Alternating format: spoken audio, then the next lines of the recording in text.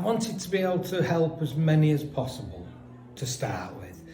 Then maybe down the line we would choose to have somebody permanently, but for now I just thought if we can help other people who are foster carers also to have that little break, it's great for everyone. It's for more of a balance because I have a really busy household. I've got 3 children of my own who 2 live with me, and one's got 2 children as well.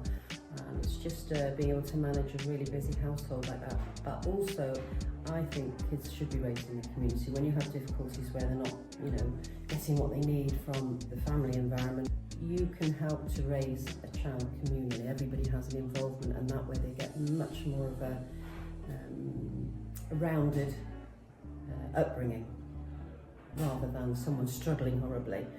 So for me, I can be part of 5 or 6 people's lives and their families